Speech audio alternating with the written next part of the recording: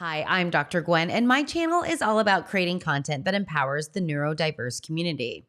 In this episode, Kristen Carmi comes onto the show to talk about ABA, how some people in the field are trying to transform it, and what questions you can ask an ABA provider to find out if they are practicing compassionate ABA.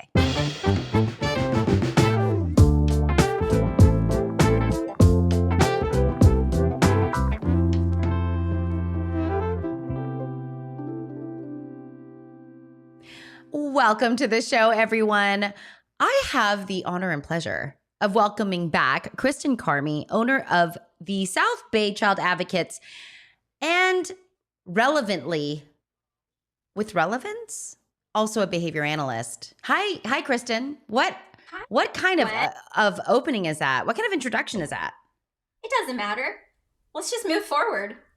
Let's just move on. I love it. Okay, Kristen, you're tackling a big topic today. I know it. A big one. And 5 parts. Yeah, it's a 10-parter. It's a 10-parter. Okay, Kristen, why are you on the show today? Because there is something really important to talk about, and I actually trust very, very few people to handle this topic. You are absolutely one of those people, and we are talking about ABA today. And, I come from an ABA background from 26 years ago, right? And I've learned a lot about the way humans work the best. And that's come into conflict with my ABA background of the past. Right. And then as I've been supporting more and more adults who have been the recipients of ABA as little ones, right? They're in their 20s now. Mm-hmm. I hear stories of trauma and anger and sadness and resentment. And so what it has done, I think, is it has really brought us full circle to this moment, which is really calling into question the practice of ABA. And what I have found in any discipline, in any model of treatment, is that it is the person that makes the biggest difference with how something is being done, right? So, Kristen, you are what I would consider a very evolved person who practices and understands ABA. And so I really wanted to have you on the show so we could talk about that. Just that little thing right there. It's heavy. It is so heavy. And I am happy to be here. And I also want to encourage people to continue to have this conversation. I mean, just a really well-rounded conversation, a thoughtful conversation with lots of, questions and really just sort of imagining how we can all be better at this, not just as an individual, but as an agency. I mean, anyone watching this, I'm familiar with a lot of agencies out there and how they run their business. And we could also get into the barriers to good ABA, which is because of insurance funding. That's also a really complicated conversation. But I'm excited to be here to at least begin. We're just going to start having this conversation. Yeah, great. And and I love how you're framing this, because it is a conversation that we need to have. And that the way in which we rise all the boats, or rise the tide so that all the boats can rise, is that we actually have a space that we can have a dialogue about this. So Kristen, let me start here, because what I've been hearing a lot is people using the word compassionate ABA. If you could just help us understand what's the intention of this new term or this new description? Yeah, it's like a rebranding, a reframing of ABA so that people no longer are thinking that ABA is just this agenda where we're pushing we're having to repeat, do things on our own agenda without considering the family and the child and the environment. So, how I imagine compassionate ABA, and I do believe that um, it is ever evolving. We are right now in conference season. Cambridge Center is having their conference in Solvang in April. I've got CalABA this Friday and Saturday. And if you look at the agenda, it's all over the place. We have panels of neurodiverse folks talking about ABA and their experience. We have the title has compassionate ABA written in on multiple talks. So this is a big conversation right now, and I'm sure I'll have more to share after my conference, to be honest with you. But how I imagine it is we are a team working together. And if I'm starting an ABA program with a family, I'm not going in with an agenda coming from my assessment. Certainly I have areas of need and areas that we need to establish programming, but it's a basic outline.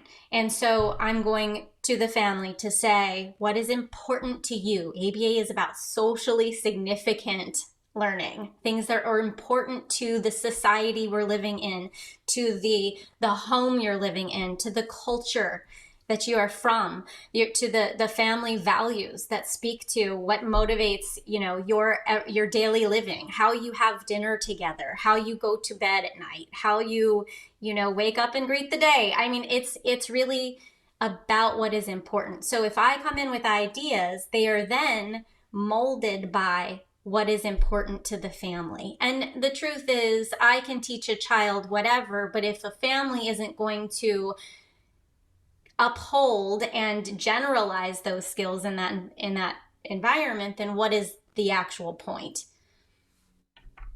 Yep. Yeah. Yeah. What is meaningful? I mean, that's when we tend to see the most amount of integration, right? When we're trying to teach new skills, instead of thinking about how do I generalize a skill, right? Because that's oftentimes something that's thought about in ABA. How do I generalize a skill across people, time, right?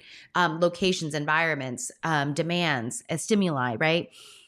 Instead of doing that, it's like, wait a minute, what's meaningful to this person within the context of their family, which if we take that ecological, that'd be really beautiful. It's like the ecological models of the way in which we're influenced, the family, the nuclear family, the immediate family is one of the greatest powers of influence on the child, right?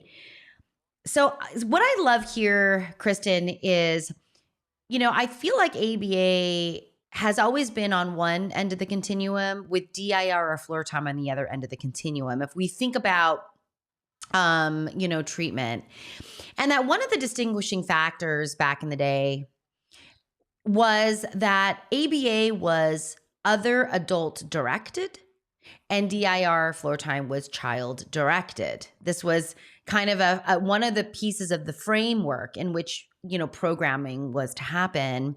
And what I'm hearing you say is that there's this movement where not only does the family get to direct what is socially significant to them, the child needs to be a huge part of driving what is meaningful and significant to them. Now, Kristen, what happens when you have a kiddo who's small or young and may also have like communication challenges, right? Now I'm having a difficult time expressing, indicating what I like, what's meaningful to me, what my interests are, right? How does ABA address that piece? How does ABA now include the child in determining what's socially significant? Yeah, absolutely. I mean, obviously we do preference assessments and with certain, like you said, small children who are maybe non-vocal aren't really going to maybe respond to choices that I offer. Do you want this one or this one? Which one is your favorite? And so a lot of that choice making is going to come from observing the child and what they gravitate toward and saying, oh, okay, they seem to really like those shoestrings over there. Now, shoestrings might not be considered a functional toy, but they might be enough to create interest that we can still play with it and use it to our advantage. Maybe we shape the behavior to do one of those lacing activities or something like that. I mean, and of course, parents are going to have a very good sense of what a child is gravitating toward and interested in. There was something else that I wanted. You said something, and of course, it sparked an idea. And my pen is right here, but I didn't write it down. What was it that I wanted to write down? I'm sure it'll come to me. It will absolutely come back. Okay. I'm going to launch something else at you. Yeah. I'm going to launch something else at you. There's another thing that happens, and I'm just going to call it old school ABA. Okay. It's like, right, old school ABA. We used to squash stimming. Oh, that is exactly what I wanted to tell you about. Really? Okay, good. Yes. Okay, go. Okay, great. Oh, so this is great. So this is another, this sort of ties back into the compassionate ABA thing. Like, if it isn't harming anyone, who really cares, right? And we talk all the time. I have another one of my advocacy clients, and we talk about building goals for her, and we all acknowledge that some of her vocal stimming is actually quite soothing and quite productive. And look, when she's engaging in it, look at the spreadsheets she creates, right? And look at how productive she is and how content she is. And is it really bothering anyone? No, it's really not.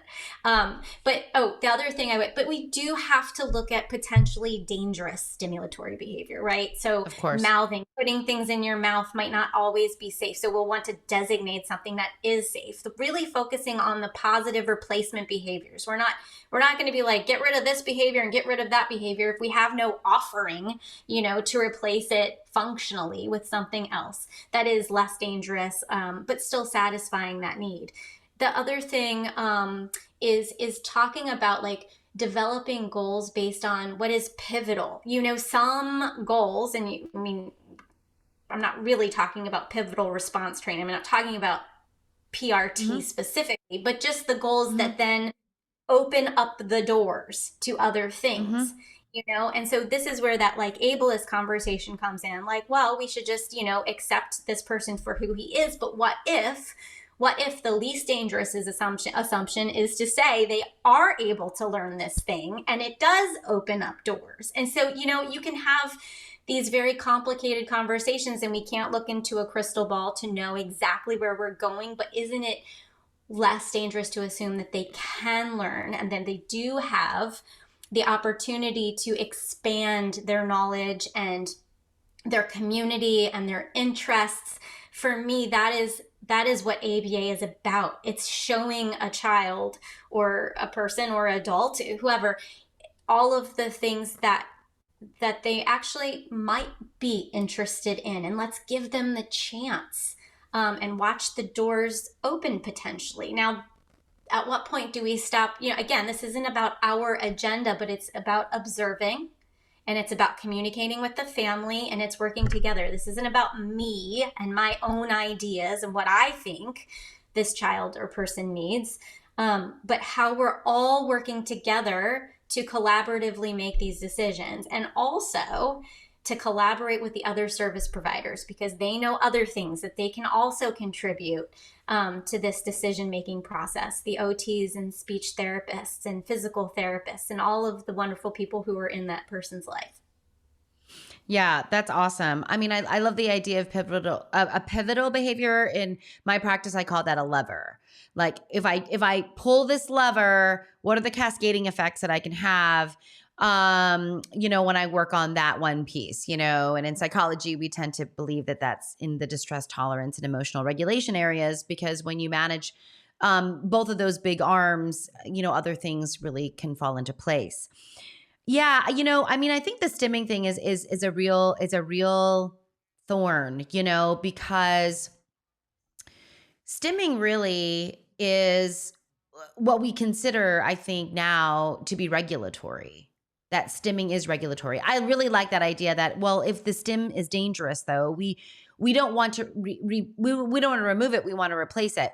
But the idea that it's not hurting anyone, it's not harming the person, let them have it, because we all have that, but it's a regulatory function. And I know that regulatory functions aren't necessarily part of SEAT in behavior, SEAT, even though maybe we could even lump that under the sensory piece. However, this is the regulation of a person and how someone stays regulated, I think is just something that I struggle with with ABA teams, right? How do we think about the regulation, the readiness for the person to meet demands, because the things that they're being taught, right, from a skill-based perspective, like I'm building skills, that's hard work. Yeah. Right? It is. So flip side too is I think that yes, some self-stimulatory, why is it so hard to talk? Self-stimulatory behavior is regulating a child, but also some of it, and I've heard this from adults because I've also talked to adults that I worked with in 1999 who actually thanked me for the work in ABA. It goes both ways. Depends. For sure. It really depends. But from them, it is absolutely, for some people, absolutely maddening, because it is almost like an OCD loop where they're just running through a script in their minds and they can't stop. And it's actually not helping them. And it doesn't make them feel good. And so that's something to consider too. And so I also had an adult tell me that the reason he never wanted to hug anyone is because his processing was so delayed that right when he was getting used to really just sort of leaning into that hug, somebody was already pulling away. And he was like, but I'm not done yet. So you really, by talking to adults, and hearing what they want, it now informs how we're working with kids. And we're learning so much. The good, the bad, the ugly, we're learning so much. But it's not all bad. Yep. And certainly it's an opportunity for all of us to listen. And I'm so grateful that now, these individuals are being included on these panels so that we can have deeper discussions. Yeah, it's that tried and true, nothing about us without us, right? If you want to make some decisions, if you want to make decisions about people's lives, you better have those people at the table. I mean, and Kristen, I mean, you bring up, and this comes down to terminology or categorization, but it's not uncommon for stims to cross the line into OCD or compulsions. Mm-hmm. And what we find though is the difference is that stims are regulating and compulsions are distressing. Right. And so you tend to see sometimes it can cross that threshold, that stims can cross that threshold. So, but that is a conversation to be had about how to manage what starts off as regulating. And then for someone to say, you know what, I can't even start that because I can't manage that piece, but that's got to be a collaborative conversation. It needs to be a cooperative. It needs to be cooperative control versus I just see that you dysregulate and I'm going to make that decision for you. Right. And that to me is super interesting, right? To be, because ultimately, and I do think at the heart of treatment, my hope at the heart of treatment in general is how do we empower individuals with agency? Right? Mm-hmm. How do we empower people with agency, whether it's through skills or repetition, and that leads to confidence, or an exposure or an opening to new opportunities and new experiences. So this is lovely. Mm-hmm. I mean, Kristen, what I think talking to you about ABA for me is really satisfying because you have an open mind and your mindset is let's do better. Yeah. Let's improve. Let's listen and integrate and try and experiment and do it all again. Right. I will say, I feel like though you are like one person out of 10 that I bump into that has that keeps ABA in that very rigid place of the drilling. I call it the drill and kill days. Yeah, I was trying to look for earlier, but yes. Yeah. And I guess for me, how do we, given our insurance system, given the fact that ABA is a treatment modality that can provide necessary and significant support for people, for kids, for, usually it's kiddos, because ABA in the teen and adult arena still is a little bit more complicated. It's still there, right? And it's available. So I guess for me, it's like, if you're a parent who's listening to this and like, wait a minute, I don't want just any ABA. I want compassionate ABA. Yeah. I would encourage you to be asking these kinds of questions, right? Yeah. Yes. What kind of questions, Kristen, should a parent ask to kind of weed it out? Yeah. Yes. How do you decide what programs are relevant? How much parent involvement do you expect? Do you appreciate? How do we collaborate on goals? What kind of training, obviously? What kind of supervision? How willing are you to be flexible?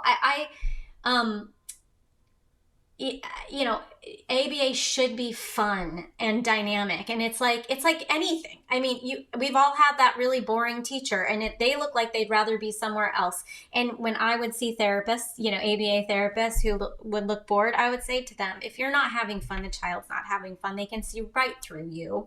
So you need to go out that door, shake it off, and then come back in with some energetic and some energy, some passion. How about maybe just try smiling?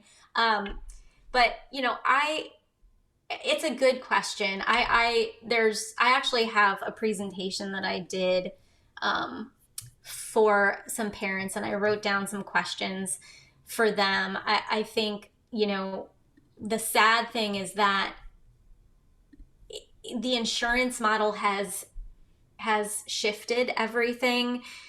Good ABA used to be in-person training where you would get to use behavior skills training to actually demonstrate those skills amongst your peers, get that feedback in real time, role play. We would have kids at the clinic so we could really see how they were engaging during their training period and give them that feedback. And now with insurance funding, it's so dismal, and agencies are having such a hard time keeping their doors open, retaining staff. So this, they would spend thousands and thousands of dollars training somebody, and then they would leave. So it's like, well, would you rather train them in person and put in all of that effort and money, or do you sit them in front of a video?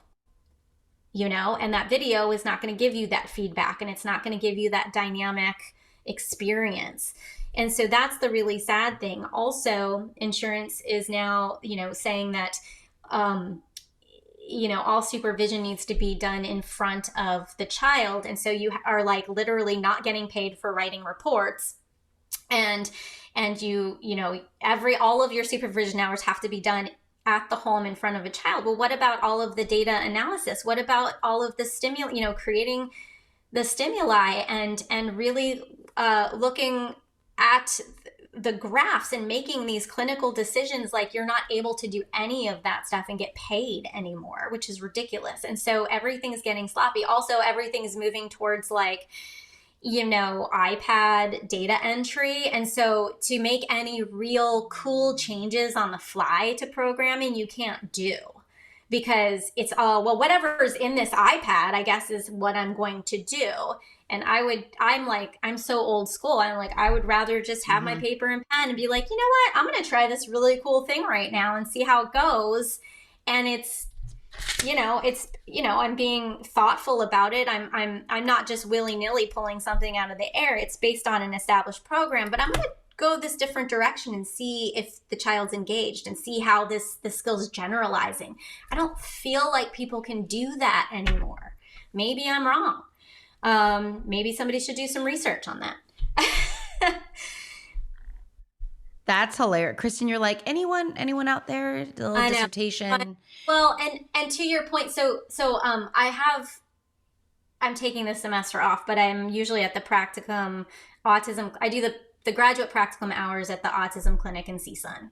And by the time the graduate students come to that clinic, it's like they've been taught methodology. Here's all of the definitions you have to remember. And, it's all very rote. And then they come into the room with me and I say, everything you learn, just, throw it out the window. I'm sure the professors love the adjunct professor doing that. But I'm like, but this is real life. And if you know the rules, as far as I'm concerned, you can break them as long as you have good reason, right? Yeah. So it's just teaching them how to think flexibly. And so hopefully they take that information and they inspire others, because they really do come to that. They come to CSUN with the most horrific stories of bad ABA companies and bad management and supervision. And I've seen it firsthand. I could give you a list of a small list of very good agencies who are doing great work, and a long of agencies who are doing bad work. But I would just encourage everyone to say, like anything, it's never good to be absolute about, ABA. It's not absolutely evil or bad. It has a lot of barriers. It's a very complicated therapy. It requires a lot of investment from all parties, the therapist, the child, the family. It's a lot, but it can be a really amazing program if you're all working together for the right reasons, Yeah. I love that, Kristen. I mean, voice is really big, right? How do we amplify the voice of the child and the voice of within the voice of the family? How does that create, your North Star kinds of guidance? And I think the other thing that for me is always a tip off or a red flag is I want to know how a behavior agency or a specific supervisor, because it's going to come down to the supervisor. Let's just be honest. The supervisor is the heart and soul of a program, in my opinion. But how do you conceptualize distress? That to me is always a really interesting question, because when I have a supervisor or an ABAer who just wants to hammer it, I quake, versus like, I want to understand why this person is distressed. Yeah. Is it the demand's too high? Is it that the demand is not meaningful? Is it that there's something I haven't considered, like my medications change, I haven't eaten, I haven't had a bowel movement in a week. I mean, like there's all of these things that, I find, but when I have a supervisor who wants to have a deep understanding of why a kiddo is distressed and upset during their sessions, that to me is that's really positive. And so I would just, encourage families, Kristen had some great questions, right? Like how much parent involvement is required? How do you create programs? And therefore, what is actually like happening with my kid? How do you conceptualize distress? And what do you do when my kiddo is distressed? Mm-hmm. Yeah, that's a really good question. And I feel like that's part of that parent training component too, because we do want to look, kids are going to cry, kids might cry during ABA because it's all so much and they're tired and there are a lot of setting events, to your point, and maybe programs are a little bit too far out of reach and we need to scale back a little bit to make sure that they contact success and that they are proud of themselves. And that's part of that dynamic learning and working together. We're not going to just get it right straight away. And that would go for neurotypical development too, to use the label, right? Because even with my own kids, I'm going to be like, hey, try this thing. And, they might get upset because it's too much or too overwhelming, or they didn't sleep well. Or so, it's, but I think like the communication piece and identifying trends, like a kid, if the trend is that this one therapist shows up Monday, Wednesday, Friday, and my kid is crying Monday, Wednesday, Friday, well, we're going to have to put that information together and figure out what's going on. And believe me, we've had those conversations. And we say, for some reason, and look, it could be as simple as my kid doesn't like male therapists, which has happened, right? You don't like, you're too tall, your voice is too deep or whatever. Yeah. So we go, okay, well, how do we troubleshoot this? Every time you show up at the door, you got to have like a brand new awesome toy or something, so you're less scary, or maybe you wear like the Cookie Monster outfit. I don't know. But it's all part of that conversation. Dialogue conversation. Yeah. Go ahead, Kristen. Oh, no, one of this. So I have not attended this conference yet, and I actually can't this year because of a personal conflict, but I thought it was really interesting. One of the sessions at Cambridge Center is measuring joy in early childhood ABA sessions with the Joy Index. So I don't know what that means, but I'm going to be sure to find out. Maybe Kristen, maybe you can come on the show and just give us like ABA updates. Yeah. Like, what's happening in the field? What's happening in the ABA field right now? Yeah. Like, I mean, it's great that, there are trainings and conferences and conversations about joy. Thank goodness. Thriving, human conditions that, we want to happen. Yeah. Kristen, before I let you go, I just have one bone to pick as a therapist. And maybe you can like help us understand this. So not that therapist, I do think as a field in psychology, we go, gosh, we've had very specific training to be therapists, to provide therapy. And then we've got like ABAers who are like, I do ACT, right? And we're like, wait a minute. You're not trained to do ACT. What do you mean you're doing ACT with a 4-year-old? Like, please enlighten us. So I'm just wondering if you could help me actually understand, what does this mean when ABAers say I'm doing ACT? Maybe we should just start with defining what ACT is. Yeah. So acceptance and commitment therapy or training, I've seen it both ways. Acceptance and I think, gosh, there's so many different directions. There's books upon books, and workshops on ACT, and it can be pretty complicated. And I think that you're right to question whether attending one workshop or reading one book then allows you to practice within your scope.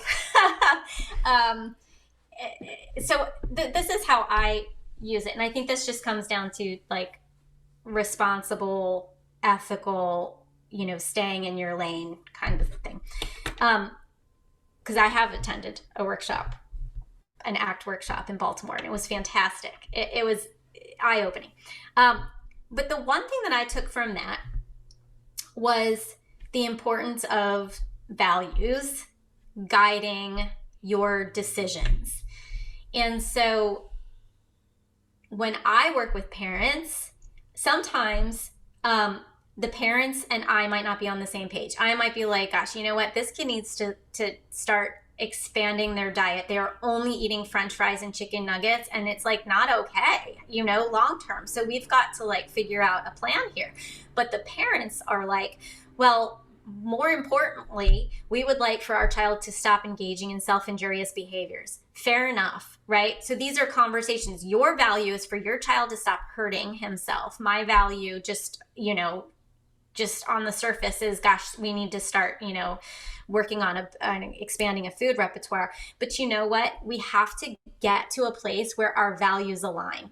And then sometimes the two parents will not have the same values. And so we need to work together to establish, your values are not aligned when it comes to big ticket items like toilet training and, a sleep schedule, but where do you agree? And so then we'll sit down and say, well, we agree that we want him to be eating his meal at the table. He can't just walk around the house. Okay, let's start tackling that. So, it's not a whole act matrix. It's not a whole therapy session, but it's using a small piece of it in order to figure out what direction we're going into. Yeah. The other thing that I know, people use ACT for is in parent training.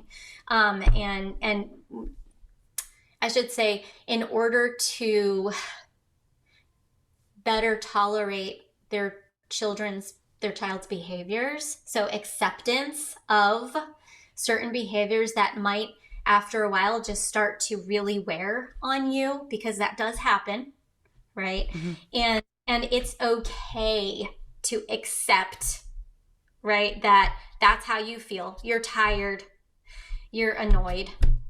I am acknowledging this feeling, but what I'm now going to do is commit to what is within my power. I'm going to commit to finding time to connect with my child.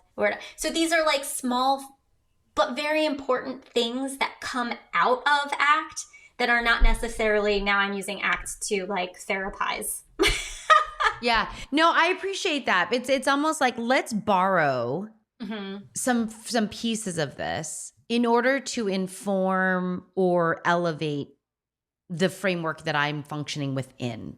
So how do I upgrade, my car to an electric car and still stay in the same lane, right? How do I do that? And I love that. That makes me feel a lot better.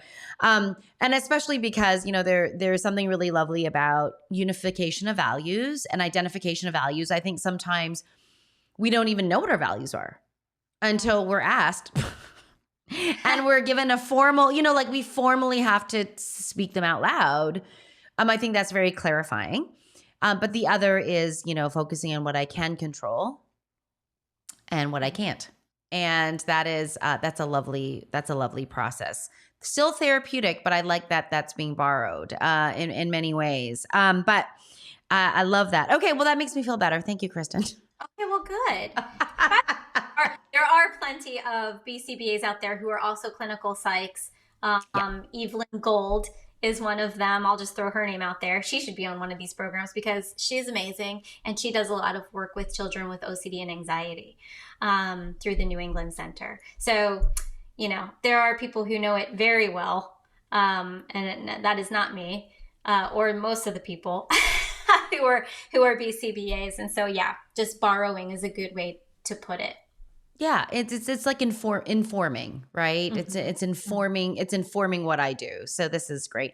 Kristen, thank you so much for coming on. I know it's not an easy topic, but I do think it's necessary for us to be having these conversations, especially in a way in which we can both express, our opinions and our thoughts about it in a safe way, and I'm hoping that we can continue the conversation, because it is, ABA is a big part of our community, of this community. And so the more we can talk about it, I think the better. I agree. There's a lot more to talk about. Hopefully we can loop back around, and maybe I'll have more information after this conference. Yeah, I'm literally gonna I think we're gonna do ABA updates with Kristen Carmi. That's what we're gonna do. Okay, great. I love it. Right. So this is just number one of many. Thanks, Kristen. Thanks everyone for being here. We'll see you in the next episode. Bye.